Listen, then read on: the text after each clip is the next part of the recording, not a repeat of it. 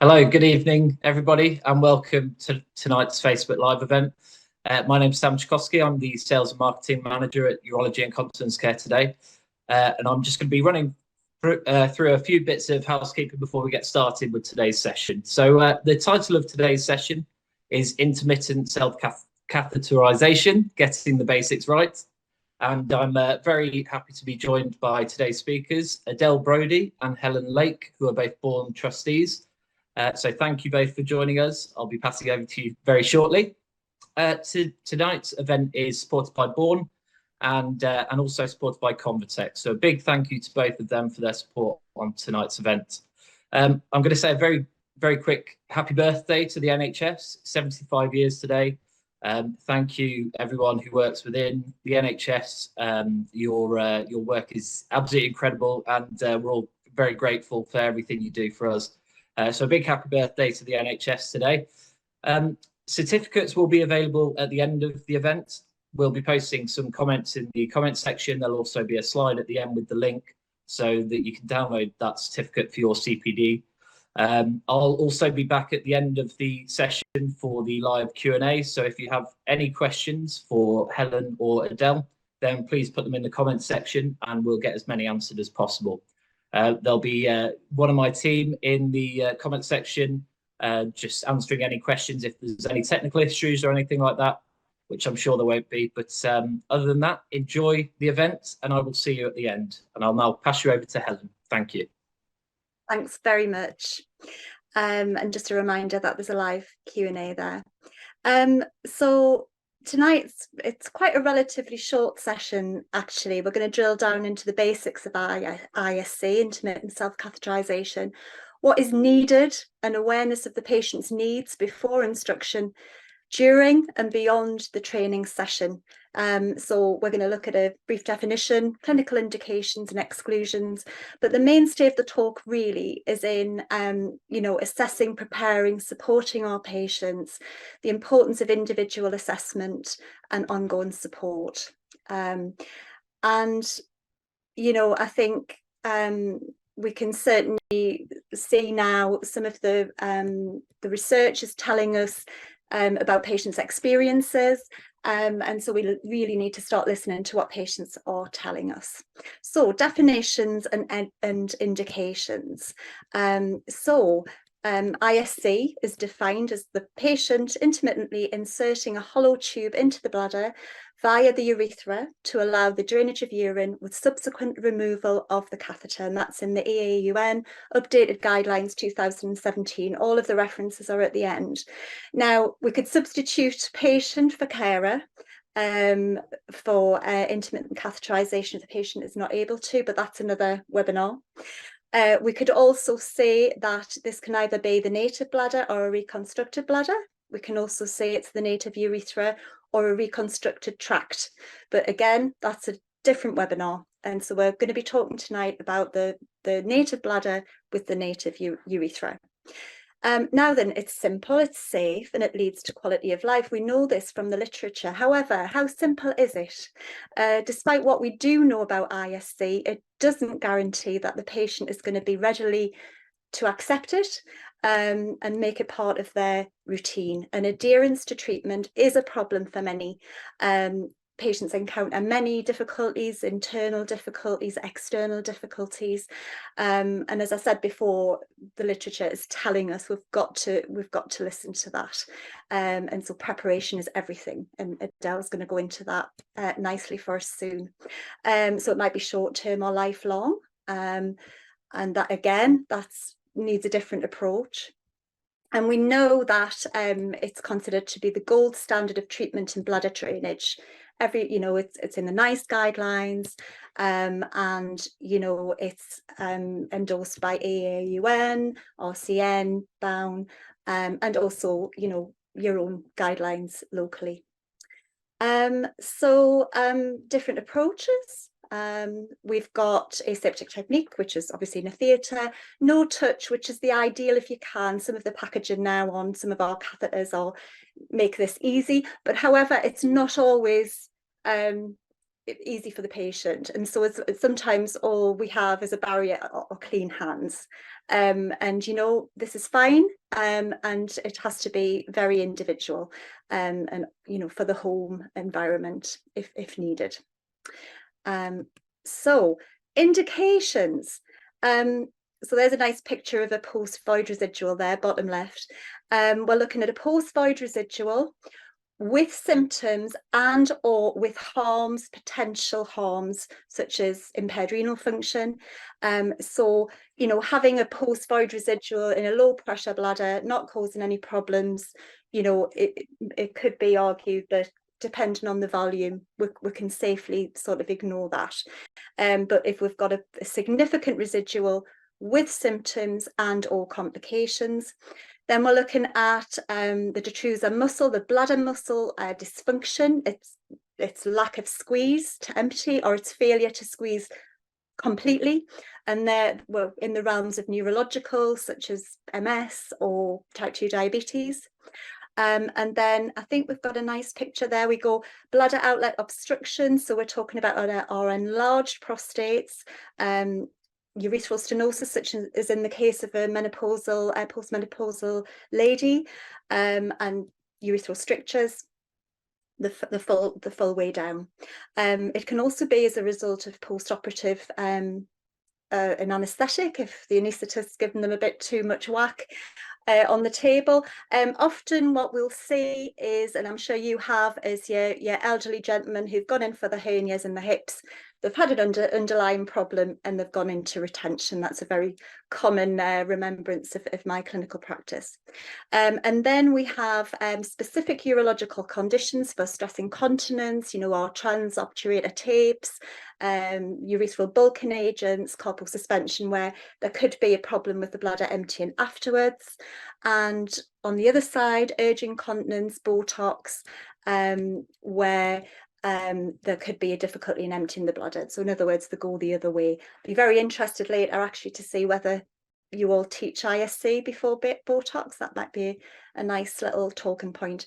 And of course, following bladder reconstructive surgery, again, we're not going to touch on that, but the bladder is reconfigured using BAUL, and that ensures that the bladder doesn't really behave like it did before. But anyway, we're not going to go there tonight. That's a different webinar. That's 3 potential webinars we could look at.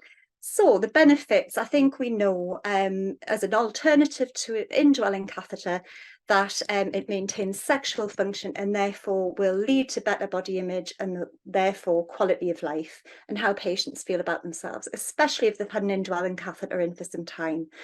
And also, you know, if they're symptomatic from their full bladders, you know, they could be leaking urine and wearing pads. So, you know, it's not just as a comparison to the catheter, but it's in terms of improving quality of life all around.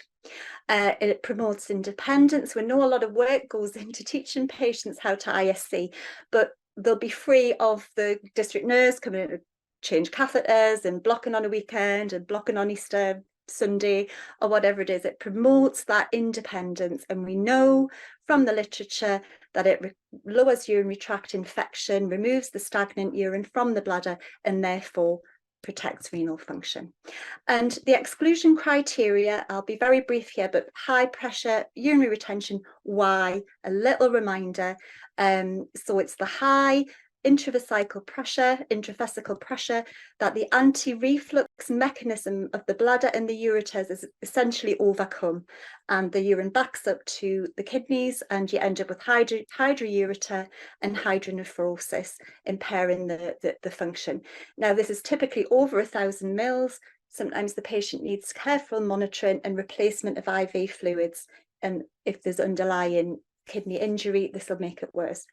So ISC not to be attempted in the short term, and that's the same for a catheter valve, because that will do the same thing. The bladder needs to recover, the kidneys need to diurese, and it needs to settle down. That's not to say you couldn't go back to that patient in, say, 6 to 8 weeks and do it then, but certainly not in the acute phase. Body habitus, where they can't reach, and so a carer may step in. Poor manual dexterity, again, a carer might step in. And then psychological aversion. These are a very challenging group of patients. We've all had them. And if we can't support them and the need is there, then we have to look for alternatives. And that could be sacral nerve stimulation. And in the extreme cases, urinary diversion, because they can't face using a catheter. So this is all very important. So I'm going to hand over to Adele now, who's going to take us through psychological preparation and education of the patient, which is the mainstay really of this presentation. Thanks, Adele. Thank you, Helen, and welcome everyone. I just wanted to spend a little bit of time sharing with you my experiences really, and some of the research around an aspect of the teaching process which I personally feel is really important, and that we need to give it some good time and adequate consideration when we're considering teaching our patients to use Nelson catheters for self-catheterisation. So we're going to look at the emotional and psychological impact. We're going to look at some strategies of what we can perhaps put in place in our teaching process to help users address some of those impacts. We're going to look at the importance of comprehensive education and how that might actually look in what is a very practical teaching situation. Ultimately, all of these things are going to lead us to wanting to get that rapport with our patient very quickly in the process. We need to make sure that the patient is brought along with us in understanding why they're using Nelson catheters or why we're asking them to do this. And I think once you have that buy-in and that agreement, that understanding with your patient, you're working together and you're in it together and they want to take some responsibility in it. And that ultimately will lead to some self-care, to them feeling that they have a say in what's going on and some empowerment for them to go on and look after themselves and manage the situation as independently as they possibly can.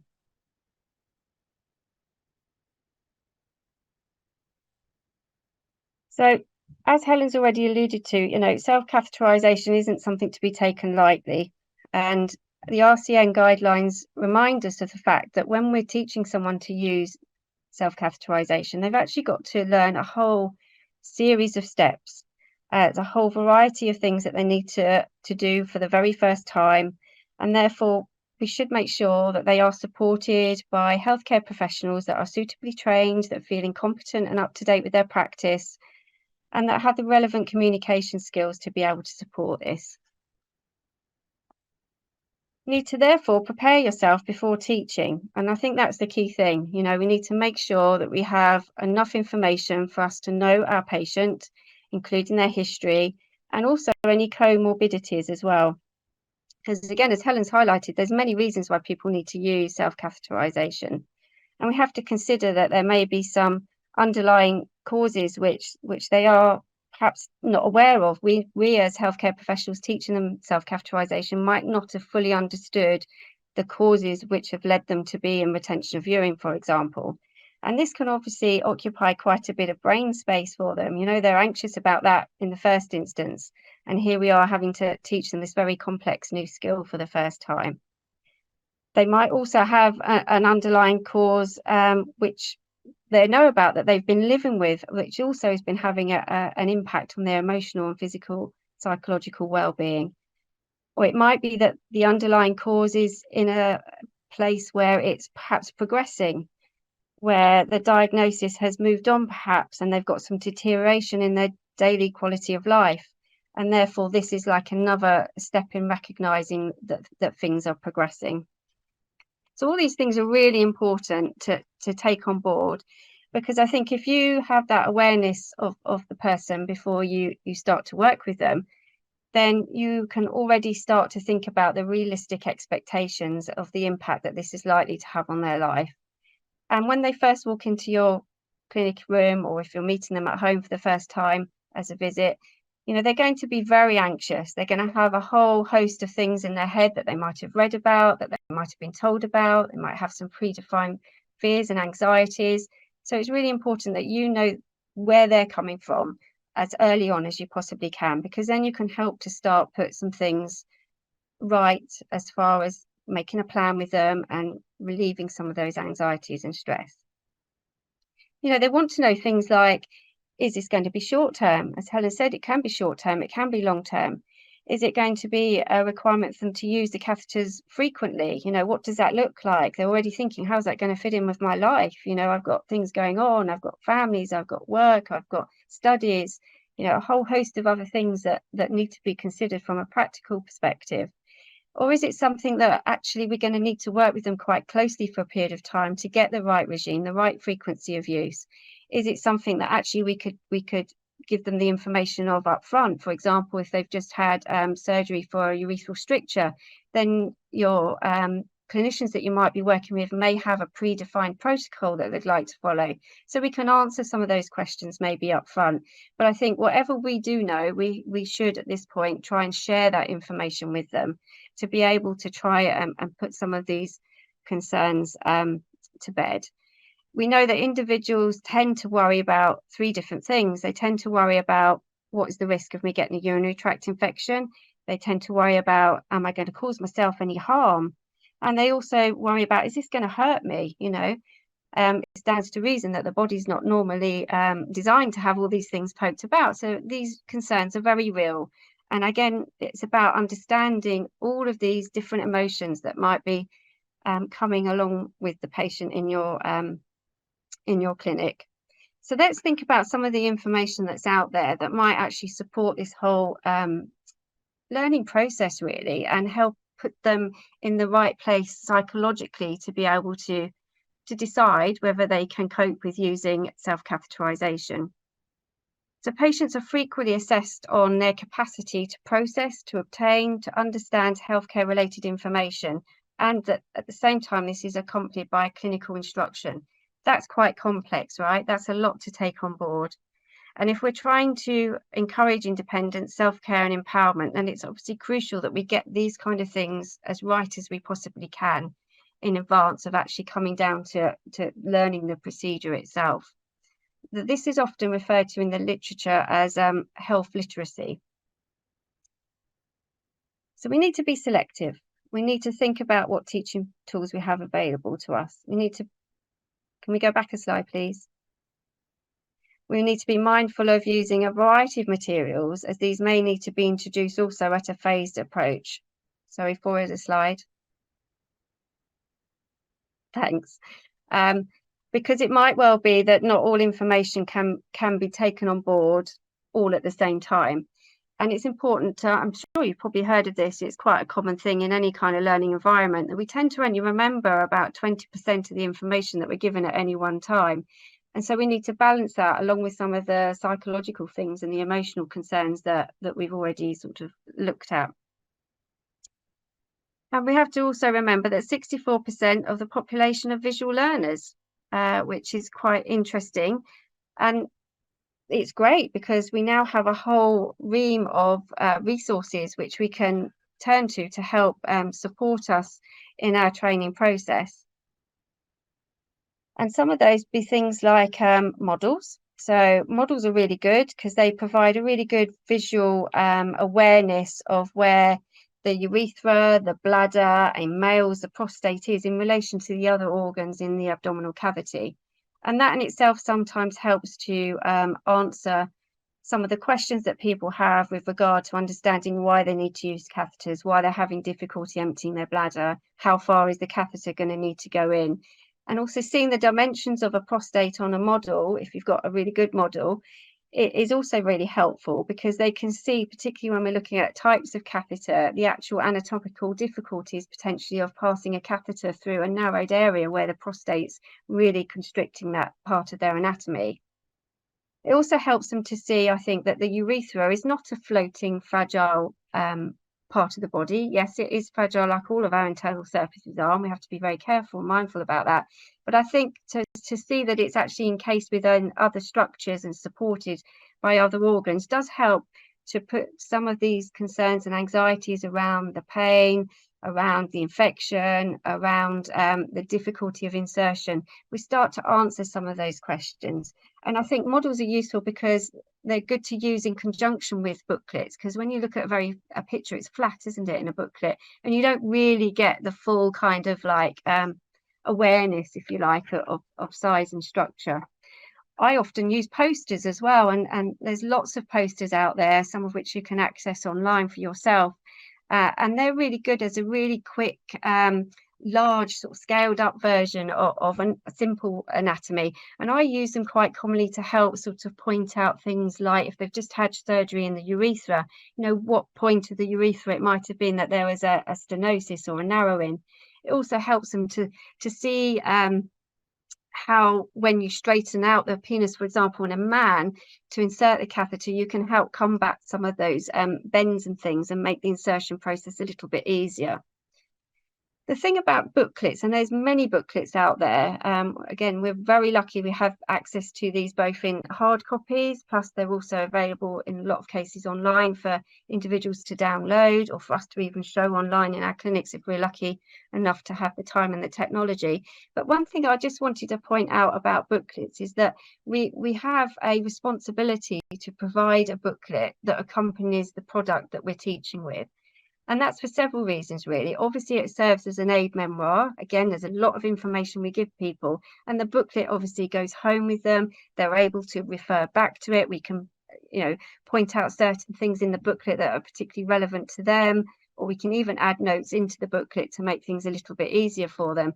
But the other really important thing that we need to remember about giving the appropriate booklet that goes with the appropriate product that we're teaching with is that it also is what we call an instruction for use. So the manufacturers need to make sure that we are providing the right information, because it's to do with the indemnity of the product as well.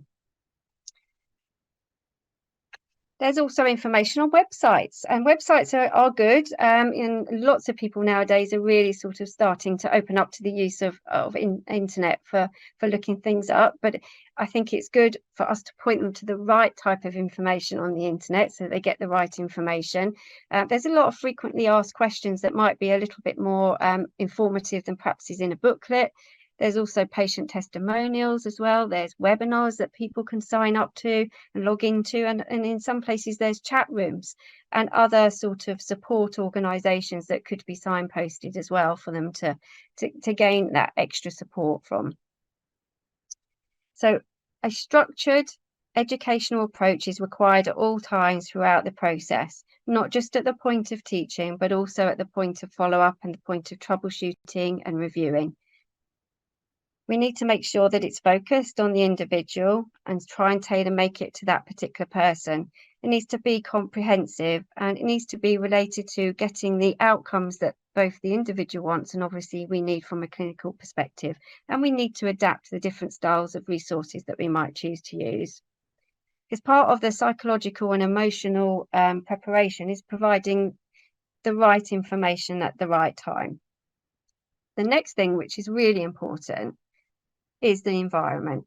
So there's generally two environments, isn't there, that we might be in a position to teach patients in, and that would be the clinic environment in an acute setting or a community hospital or in a GP surgery, or it might be in the home. So we're just going to look through those different environments, and I'm just going to share with you some of my experiences really, and things that I've learned to kind of really think about when I'm looking at these different environments. Some of these points will be relevant across both environments, but in the clinic environment, where it's generally in a noisy part of the hospital, I know from my regard, I've got 3 different clinic settings, one of which is right up attached to an inpatient ward, right in the hub of a very busy big hospital, and the other one is a smaller clinic room, but is in a more quiet community hospital facility. They both have their positive points, and they both have different things that I need to consider. But they definitely need to have in common a quiet and uninterrupted and private space. And I think for me, this is really important, that you show that you're caring for your patient from the minute you take them into your clinic room, and you take them to a place where you're showing that you're respecting their privacy, that you're making sure that you have some uninterrupted, protective one-to-one time with them, that you have the space to bring relatives in if they want relatives, family, loved ones to come in with them, but that you also have space just outside your room where they can, they can go back out and wait for them nearby. And it's really important, I think, to portray this professional and well-prepared manner, because in my experience, I find that I can build a rapport with them really quickly, and they start to trust me quite quickly. What I would also say is that from a time frame perspective, these things can't be rushed. And it's really difficult if you've not met someone before, isn't it, to judge all the things that I might have mentioned before. So I would say we need a minimum of 45 minutes really to be able to do this justice. And that's a bit of a push, if I'm honest with you. We can allow up to an hour for teaching, and that's generally how I work my appointments out. However, what I would say to you is even if we're lucky to have more than an hour to put aside for teaching a new patient, I think actually when it gets to an hour, it becomes a case of that we probably need to stop it there. And what we need to do then is reschedule in an additional appointment to maybe continue on and perhaps get to the practical element of it. I realise not every situation allows you the time to be able to do that, because sometimes we're needing to teach patients quite quickly after a procedure, or because we're trying to obviously maintain a good clinical outcome and keep them safe from a health perspective.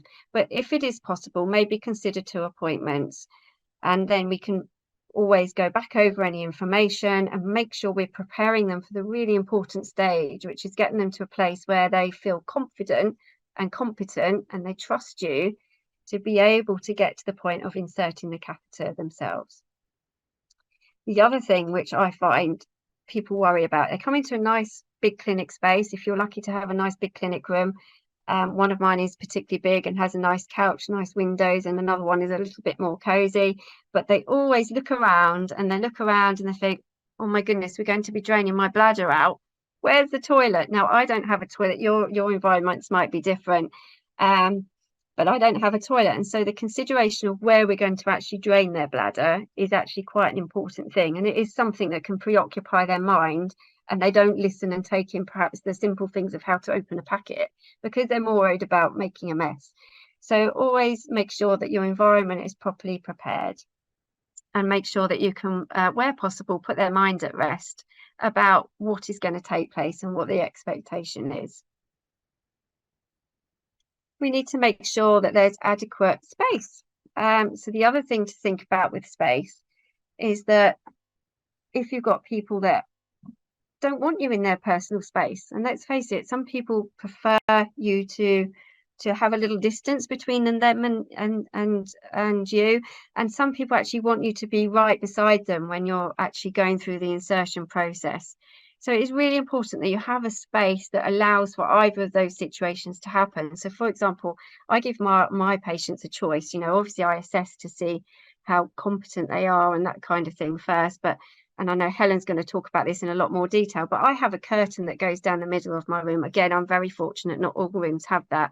But it gives the opportunity of me still being in the room, but not necessarily needing to be in their personal space and right beside them. But I'm there if they need me. But it also gives the ability for a loved one, a family member, whoever, to still be there supporting, but not literally be there and be involved in the intimate part of the appointment. It's really important that you do have a couch, because not everybody is particularly sturdy on their feet. I tend to teach males standing up, but you have to use your judgment, of course, about safety. And, if they're feeling a little bit sort of anxious about the whole idea of putting a catheter in a very intimate place, because let's face it, it is a big deal for some people, for many people, in fact. So we need to consider that, they might start off being all sort of, I can do this positive mentality, which is great. We want to encourage that, but they might start to feel a little bit sort of woozy, for example. So having a couch and somewhere for them to just take 5 for a minute is really important. And similarly, having some fresh air, having a room where there's some fresh air flowing through is great. Again, we're not all lucky to have windows. One of my clinic rooms doesn't have a window, so I have a fan. And even in sort of winter times, and make sure there's a feeling of fresh air circulating, so that they're feeling comfortable. Because if they're feeling physically comfortable, then hopefully we can get them where we need to get them to by the end of the appointment. And obviously light is important. The home environment, all those things are very similar to apply. But what I would say is you don't know what you're going to, do you, until you get there sometimes, unless you've met them before.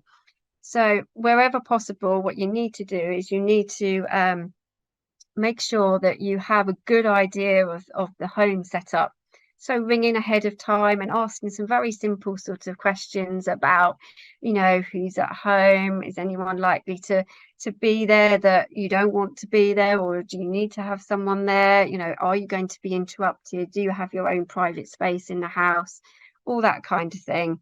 Do we need to consider our own personal safety as practitioners? We're doing something quite intimate to someone in their own home, and they're inviting us into their home at that time. So we need to make sure that we're considering the lone worker policy on these kind of things, and also that the patient is aware of that. And also, from the patient's perspective, do we need to have a chaperone? You know, is it important that someone else is there? So again, it's making sure they know what the expectation is when you're going to go and see them at home. I find teaching with a catheter set combats some of the things that I mentioned about the concern about where the urine's going to go. In my clinic, I know I've got facilities. I know I have a couch. I know I've got a sink. You know I've got couch roll to go over the couch and bed pads and all those other things, you know.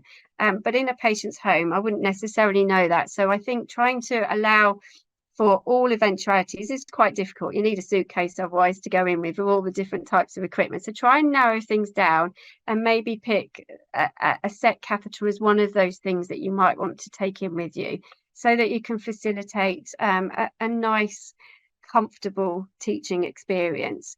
Again, some bathrooms are very small and it's very difficult for me to get into the bathroom to give them that one-to-one support if the lighting's not right, if it's a very confined, you know, busy space, if the door doesn't lock and there's other people in the house, all that kind of thing. Then a set gives you those additional options really of where you could do that teaching. You could do it in their bedroom, for example. Taking mirrors is really important. I know Helen's going to talk about the teaching process a little more detail in a bit, but never think it's a mirror is just for a lady. Helen alluded earlier, didn't she, about, you know, sometimes people struggle to reach their anatomy, and that can be the same for males, of course. So using a mirror sometimes it is a good idea, and a lot of men don't have these nice little mirrors at home unless they live with a lady that does. So take one with you, make sure you're prepared, and obviously all the teaching aids as well that you might require, and sanitizers, etc.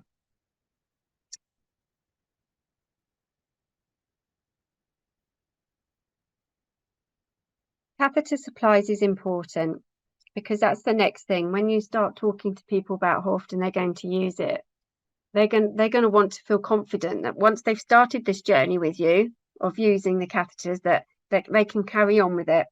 So it's always good when you first teach someone to give them a good couple of weeks worth of supplies. And there are lots of the manufacturers that do provide nice little take-home packs or sample packs for them. So it's making sure that that's not a worry. You've taken that worry away from them by giving them enough catheters to have a practice with. And again, if you've not decided on one particular catheter, you've given them a choice, then it's good to have a good volume of each of those. If you're able to assess any of this before you do a home visit, then of course that's brilliant. And I know in some cases I am lucky enough to do a face-to-face assessment in the clinic, and then I might actually think to myself, I think it's better teaching this person in their own home environment. For example, I've got a couple of gentlemen recently that I've taught who have got multiple sclerosis, and I could see they were very anxious in the clinical environment, being much more comfortable at home, and they're supported by their wives in both these instances. So I felt it was really good to give them some practical advice in the home environment. So I was fortunate enough to take care of some of this assessment in the clinic, but then actually did the practical part of the appointment in their home. And that's something which is useful to have the choice to do if you can.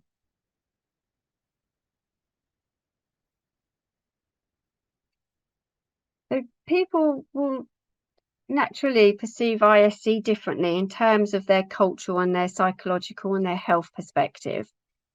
You know, we have to be mindful about how we go about all of this from a religious perspective sometimes.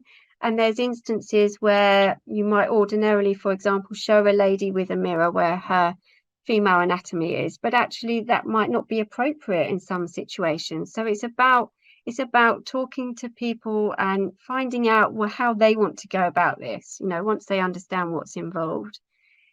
And it's about them feeling that they're starting to develop their coping strategies already, that they're starting to, after they've accepted that this is something that's going to really be of benefit to them from a health perspective, and it will ultimately have some quality of life improvement, then they'll actually want to start taking control about how the teaching actually takes place.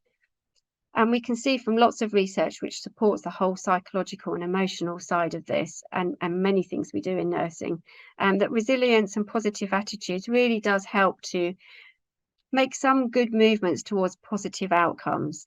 And we all want positive outcomes. Nobody wants to fail. Male patients don't want to fail. They want to be able to be big enough and bold enough to insert a catheter.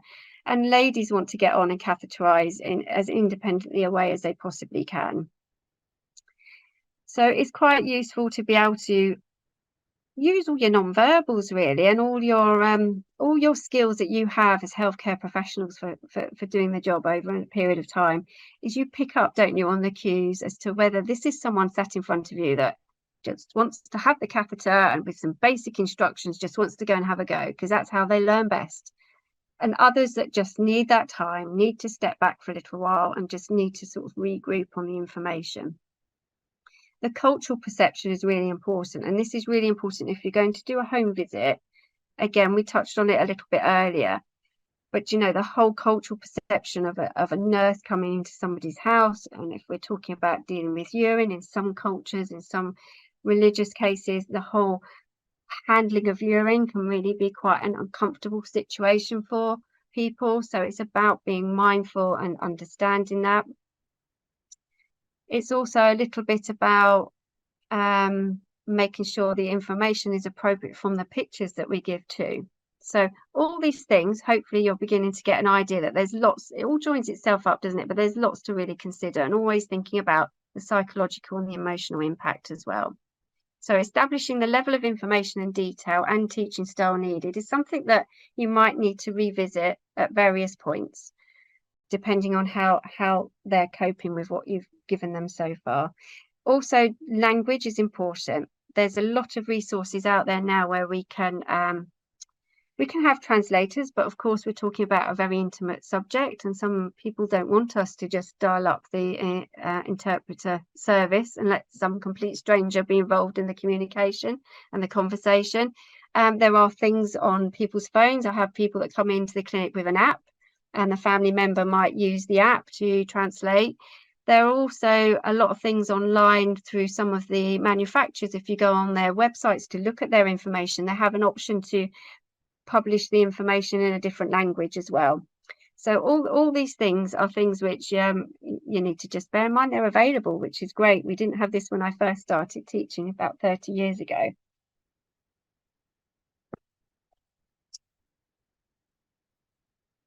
So supporting and reassuring the whole way through the process is really important. It's really important to take time to engage and time to understand, but also giving the individual time to engage and time to understand, and for them to feel comfortable with you, that they can at any point say, you know what, I'm not really sure about this. We need to just go back a stage. Thinking about the reason why people want to do self-catheterisation, what actually gets my patients to the place where I need them to be. And a lot of it is about motivation. A lot of it is about them seeing the benefits on their quality of life. It's about them feeling that they're having some ability for their own health. And there was some research that I read that say, you know, 51% of people who are needing to use catheters because they're told that they're not emptying their bladder properly, and the consequences on their kidneys and things that Helen's already talked about. They want to make sure that they are doing the technique properly so that they achieve that goal. So it's also about giving them the means to evaluate and assess their own progress. You know, there's little diaries and things, and we can get people to measure, and it can actually serve as a really positive message in that they are actually either getting on top of the situation so that they can manage their symptoms better, or that they're having their own personal input into their well-being. And sometimes it's just about having that ongoing communication with them. It's about having that regular ability for them to get in touch if they need to. It's about setting the scene at the beginning that you're not just going to teach them and leave them to get on with it, that there is some ongoing support there, that we are going to factor in some time to see how they're getting on. It might not be you personally, because that may or may not be your role to do, but there are many places that they can get that support from, and it's about reassuring them that that's available. It's about signposting them to all the additional information that we've talked about that's available out there.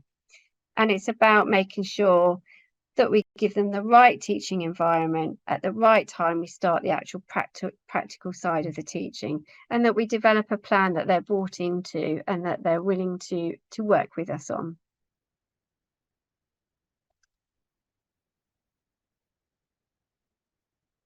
Part of this is also about catheters. And I'm not going to spend too much time on this, because I think, again, this is a whole nother webinar we can talk about. But there are different types of catheter tips out there. And I think this bit is important, that we identify the right equipment from the beginning, but also that the patient is aware why we've selected this particular type of equipment. And some of the stuff we've already talked about covers that. So there is a straight tip, which is the most historic type of catheter that's out there. It's been around for a very long time, since the early 1970s, and of course many manufacturers will have their version of this. Then there are ergophon tips, which are particularly good for navigating complex anatomy. Then there's the soft flex or olive tip. They're all one in the same, but they're called various things depending on which brand you might be familiar with. And then there's also the Tierman tip. So these last two categories are ones which most recently have been sort of made more available and more commonly perhaps used for a variety of reasons. And then there's the different types of catheter, as far as, you know, how they're packaged and how we use them. And the EAUN guidelines give us this nice little flow chart, which helps to eloquently just explain all of those. Again, it's about thinking about your individual, what is going to be the right equipment for them, what is available. You might be working within a formulary, so have maybe some restrictions on your choice. However, it is really important to think that the overriding reason for picking a catheter and asking an individual to use catheters is for the health benefits. And in order to achieve the health benefits, as we said, we need to make sure that they're compliant, that they're confident. And we know that if things are made simple for them, and if things look easy to use, if they feel easy to use, if they can manipulate the catheter easily enough, then they are more likely to be able to use them successfully, use them correctly, use them safely, and therefore ultimately get the right clinical outcome and the right quality of life outcome.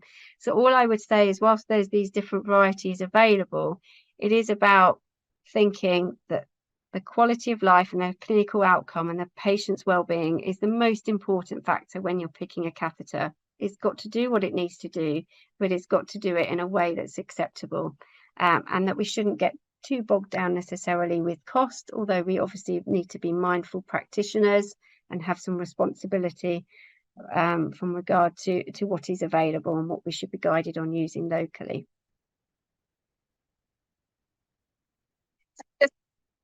Thank you, Helen. Very comprehensive. So this is just the actual procedure. I'm just going to pick out one or two things just to go through. I think that the first thing here is if the patient's able to void first. I think Adele sort of touched on this, that sometimes for the doubters amongst us to actually, I feel like I've emptied my bladder, and there's the proof. They do the result, it further locks them into the process. You know, and I think that obviously we've gone through what is needed. Sometimes a device, you know, leg dividers, penis holders, different mirrors that can be strapped to the leg. Sometimes I used to always find in female users that you know, that sometimes the aid took up too much room, and actually it was best to just try and get the right catheter. So I think just to be aware of that. And the other one is, I feel that you know, basically keeping a diary. Because you can titrate, you start off, titrate the amount of times that you need to ISC. You know, sometimes it might not be as often as you initially think. And sometimes you don't have to do it at all. So it's just monitoring the progress, but also, as Adele says, getting their buy-in, seeing that they're getting these good volumes, they're doing well. And of course, things change. And the other thing that I would say is in terms of appointments. Now, many years ago, we didn't follow up our ISA patients at all, but we do better now. And we know that at the end of the day, they're using a medical device. So first of all, we've got governance to consider. The second thing is that all the evidence tells us from some of these lovely research studies that we've included that questions come later. I think it's Alberg in particular described the majority of the time goes on mastering the technique, and the questions come later. They might go on holiday, they might have a work situation, often men, lack of bins at work, that kind of thing, or they might be going off on a big trek around the world and they want some advice. Sometimes they might want to know if they can put a catheter in for a particularly long flight, and of course there's no either or situation, so we just need to be mindful of how they change. And of course chronic conditions may get worse over time, so their situation gets different and they might want different products. ISA and beyond, just a quick mention of some complications, mindful of time, is that obviously infection is still a thing. We've got reduced infection rates. However, the qualitative study of the antic comparison of antibiotic versus non in ISA users found that it was probably about a third, in actual fact, of ISA users who experience more than 2 UTIs a year. And as we all know, we've all experienced UTIs, I'm sure. Imagine having to put a catheter in as well. So this is a very difficult situation, needs to be carefully managed with good fluid regime, obviously looking at the non-touch techniques, but also sometimes taken in some extra support in the form of methenamine occasionally if needed, or a low dose antibiotic, which is now associated with no harms, which we now know from the antic study. Trauma, bleeding, very common, especially enlarged prostates. We've got to be mindful also of our patients who are on anticoagulation. It's not a no, but we've got to be mindful and again select the right appliance, as Adele so rightly said. Discomfort, spasm and anxiety is that vicious cycle that just goes around and round. So again, you've got to shop around for the most comfortable catheter and delve a little bit deeper there. And as we've said, poor compliance for a variety of reasons. We've got the lady who nodded sagely, took all our catheters home, put them in a cupboard and never got them out again. So we have to listen to the patients. What are they telling us? And follow up essential, because things absolutely change.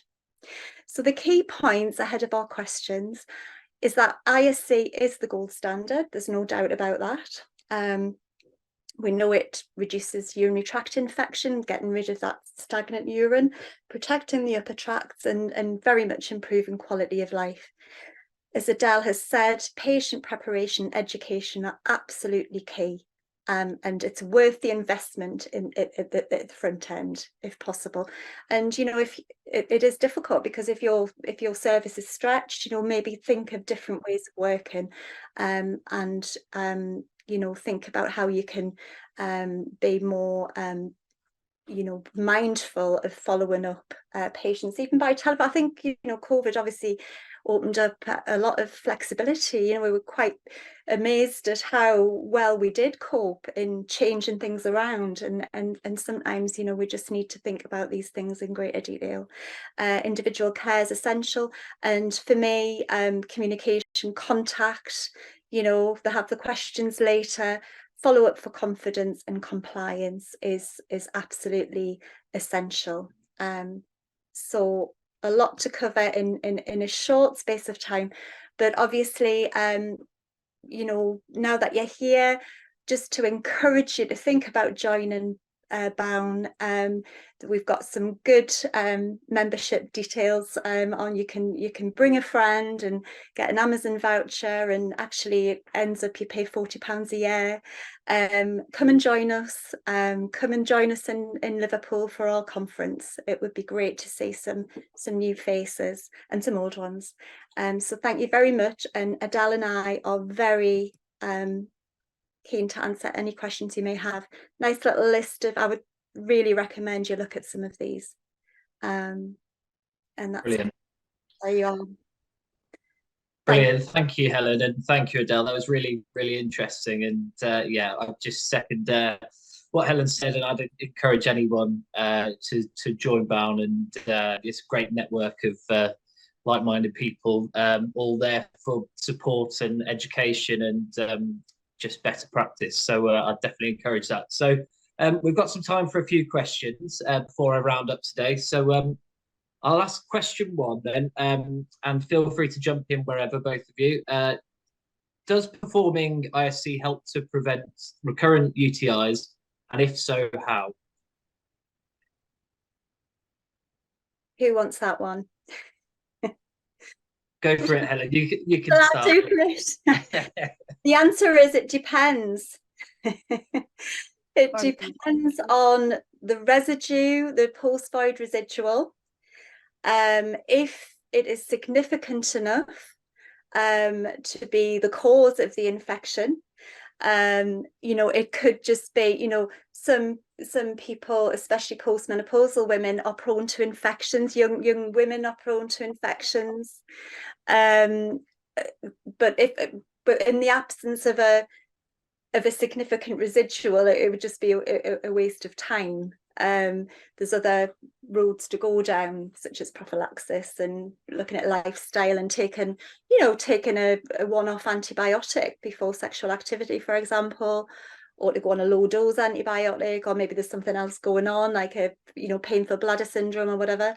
But certainly if you've got a significant residual, so I'm talking about sort of over 200 mils after you've voided and you're symptomatic, absolutely. And of course we're learning more about infection all the time, aren't we? It's less to do with, it's more an internal environment. And of course they're looking at things like I